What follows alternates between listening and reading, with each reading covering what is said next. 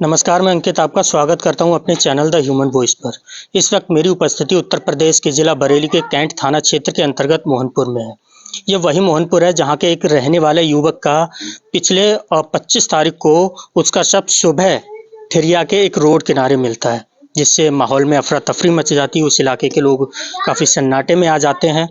इस वक्त मेरे साथ बातचीत करने के लिए मृतक के पिता कौसर अली जी हैं। उनसे बातचीत करेंगे, जानेंगे और समझने का प्रयास करेंगे कि आखिरकार क्या कुछ मामला था और इस पूरे प्रकरण को लेकर के उनकी क्या राय है और अब तक उन्होंने अपने बेटे, अपने परिवार के लिए क्या कुछ किया और जो आरोपी हैं, जिन्होंने इस घटना को अंजाम दिया है, उसको लेकर के उनकी क्या राय है, क्या कुछ उनके द्वारा बताया जाता है। आइए उनसे बातचीत करते हैं और जानने और समझने का प्रयास करते हैं। कौसर जी, ये जो मामला हुआ है, ये कब हुआ और कैसे हुआ? इसका पूरा हमें विवरण बताइए। ये लड़का हमारा एक दिन पहले जी। काम के नजरिए से गया था फरीदपुर।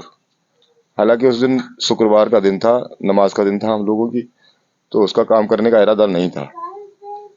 फिर भी वो गया, अपने पैसों से लेने गया था वहाँ। अच्छा, आपका जो बेटा है वो करते क्या थे? वो पेंट का काम करता था। अच्छा। जी। तो फरीदपुर में काम कर रहे थे, तो ये पैसों के सिलसिले में इन्हें उस दिन ससुराल जाना था अपनी। पैसों के सिलसिले में ये फरीदपुर गए। अब फरीदपुर से 11:30 बजे वहाँ फरीदपुर पहुंचे, वो वहाँ रहे। 4 बजे इनकी वहाँ से वापसी हो गई।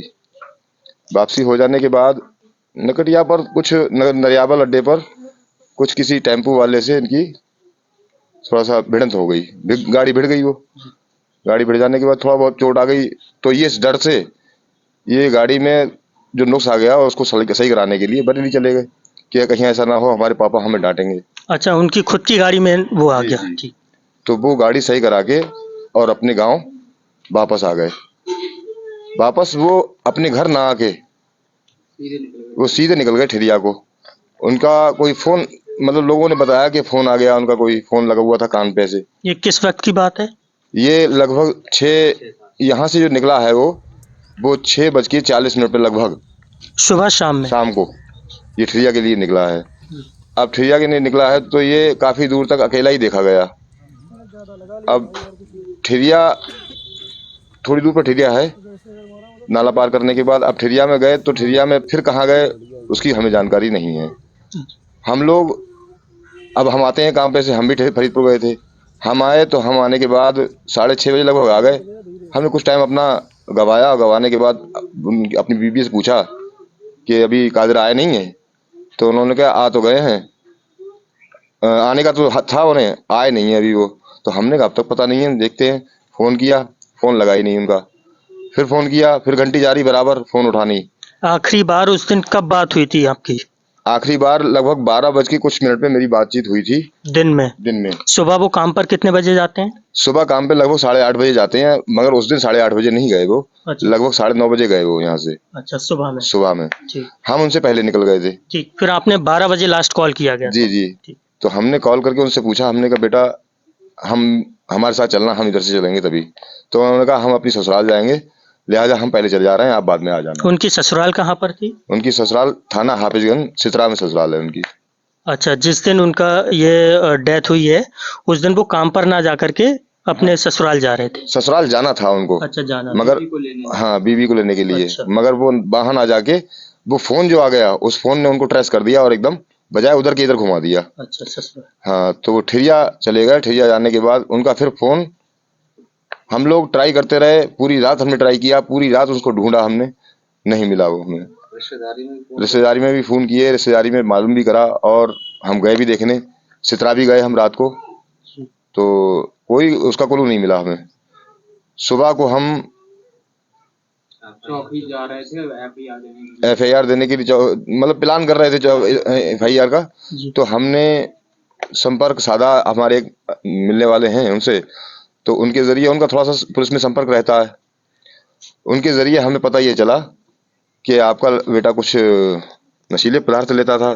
तो हमने कभी कभार, वो तो खैर बीड़ी सिगरेट चलता ही है, तो उसके बारे में बताया हमने। तो उन्होंने कहा ऐसा है, आप ये फोन आपके पास कैसे? पुलिस के पास फोन था वो। आपके बेटे का फोन पुलिस वालों के पास? पुलिस वालों के पास था। तो पुलिस वालों से उन्होंने पूछा, पुलिस वालों ने कहा कि अरे भाई आपके पास आपने कैसे कॉल किया? तो कहा उनके पिताजी मेरे पास आए हैं और वो मुझसे ये कह रहे हैं कि एफआईआर के बारे में हम हमारे लड़के का तलाश हम जारी रखी है, हमने देखा रात भर देखा है और उसका कहीं पता नहीं चल रहा है, अच्छा। लिहाजा हम आपके पास इसलिए आए हैं, इसमें पुलिस तहरीर देना है हमें, आपका थोड़ा सा पुलिस से संपर्क रहता है। जी। तो फिर उन्होंने फ़ोन लगाया तो वो पुलिस में संपर्क था उनका, पुलिस वालों ने फ़ौरन पहचान लिया ये फला शख्स का नंबर है। तो उन्होंने उस नंबर को पूछा कि आपके पास ये नंबर कैसे? अच्छा। तो कहा आपने कैसे फ़ोन किया? तो कहा वो उनका लड़का रात से पता नहीं चल रहा है, कौशल भाई हमारे पास आए हैं, तो उन्हीं के लड़के के बारे में हम मालूम कर रहे थे। तो उन्होंने कहा आप यहाँ रजा स्कूल पे आ जाइए, ठिरिया में रजा स्कूल है, जी। वहाँ पर आ जाइए। तो हमने सोचा हमने हो सकता है कोई नशीला पदार्थ उसने ले लिया हो, तो पुलिस ने इसको बैठा लिया है।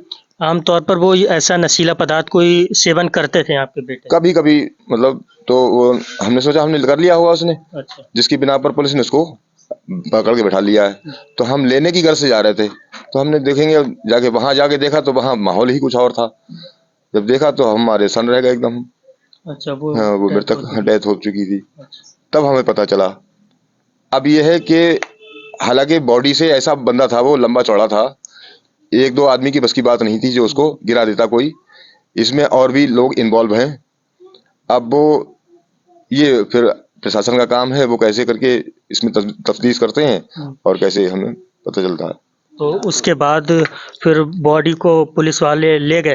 पुलिस वाले हाँ ले गए उसको पंचनामा भर के जी। और उसका पोस्टमार्टम कराया। पोस्टमार्टम के बाद रिपोर्ट अब ये है, अभी रिपोर्ट हमारे पास नहीं आई है, वीडियो क्लिपिंग आती है और जो फोटो जो कैमरे के सीसीटीवी कैमरा फुटेज हैं वो मिलेंगी, उससे कुछ शायद कोई क्लू मिले। अच्छा। तो बस ये है कि प्रशासन से हमारी दरख्वास्त है कि वो इन पर तवज्जो दे जी। और इस काम को सर अंजाम पहुंचाए। अच्छा, जो आपके बेटे हैं उनके आपको कोई किसी ऐसे उनके किसी दोस्त पर शक हो जो जिससे उनकी शक के आधार पर ही हमने दो लोगों को नामजद किया? नामजद किया है। अच्छा, उनके खिलाफ रिपोर्ट दर्ज कर दी है जी आपने? जी। अच्छा, वो कौन है? वो एक तनवीर अच्छा। सन ऑफ कदीर अच्छा। सलमानी ठीक है। और दूसरे Ballu son of Vakila, ji. Ward number 1 के हैं वो, ये इसी में है मोहनपुर के? मोहनपुर में। तो ये इनके दोस्त हैं, दोस्ताना था इन लोगों का या फिर किसी चीज को लेकर रंजिश थी? नहीं, दोस्ताना मिजाज था पहले। अच्छा। हमने कई बार बल्लू को मना किया, हमने कहा बेटा ये तुम्हारे काबिल नहीं है, ये आप वो नशा ज्यादा करता है। अच्छा। तो हमने उससे कहा हमने ये तुम्हारे काबिल नहीं है बेटा, इसका साथ छोड़ दो। वो बदल बदल के नंबरों पर दूसरे दूसरे लोगों के नंबरों से अक्सर फोन करता था। तो मेरे बेटे ने कई बार मुझे इस बारे में बताया कि पापा ये देखो बल्लू का नंबर आ रहा है, इसको जरा झड़क तो दो आप, मैं इसके साथ रहना नहीं चाहता मगर ये मेरा पीछा छोड़ता ही नहीं है। मैंने कई बार उसको झड़पा तो वो कहता था मेरी दोस्ती है, मैं मतलब ये है और मेरा कहना वो मानेगा, मैं छुड़वा दूंगा इसकी। तो आपके बेटे ने कभी उसको विरोध नहीं किया कि भाई तुम हमें फोन मत किया करो, हमारे हाँ, पिताजी अकेले में किया होगा, उसके बारे में मुझे इल्म नहीं है। बाकी मेरे सामने यही कहता था कि मैं इससे कोई बात नहीं करना चाहता, लिहाजा उसने कभी पीछा नहीं छोड़ा, वो बराबर इसके पास कॉल करता था और मानता नहीं था। आपके बेटे ने कभी बताया नहीं कि वो फोन करता क्यों है? वो इसलिए फोन करता है कि वो इससे कुछ फोन करता था, अक्सर यही पूछता था कुछ इंतजाम है चलें, अच्छा। हाँ कुछ इंतजाम है चलें, इस तरीके की बात करता था वो। तो ये जो कुछ इंतजाम है आपको इसका कोई आइडिया नहीं किस चीज को लेकर के वो बोलता था इनसे? हाँ, इस चीज का आइडिया है। असल में इसके पास में पैसे रहते इसके थे। पास पैसे रहते थे। आप कौन है? मैं चाचा हूँ उसका। अच्छा। असल में इसके पास में पैसे रहते थे, जी। तो भैया कभी भी इस पे प्रेशर नहीं डालते थे कि हमें खर्चे के लिए तू पैसे दे, उसके उसके ऊपर छोड़ दिया कि तू अपना खर्चा कर मगर कोई ऐप में मत पड़, ठीक है।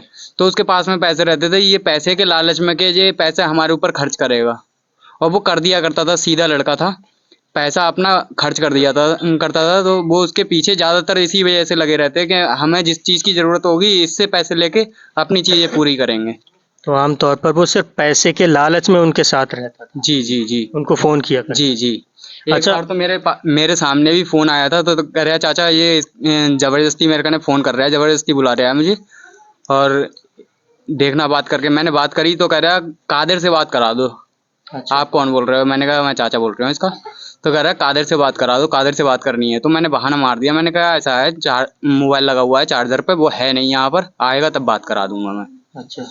हाँ। और जो दूसरा दोस्त है उनका वो वो भी एक दिन पहले आया था, तब जबरदस्ती घर में से जबरदस्ती ले गया निकाल के। कभी आज से पहले हमारे घर पे नहीं आया, अच्छा। और उस दिन जबरदस्ती घर में से बाहर लेके गया, और ले जाने के बाद में बात कर रहा था, कह रहा हमें पर्सनल बात करनी है। भैया बोले कि मतलब क्या पर्सनल बात करनी है भाई, तू यहाँ पर बात कर ले, कहाँ ले जाके बात करेगा।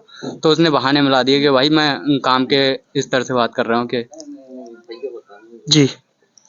दरअसल वो कहीं बाहर जाने की बात थी काम के सिलसिले में, अच्छा। तो उसने बात की थी कि आपके बेटे ने?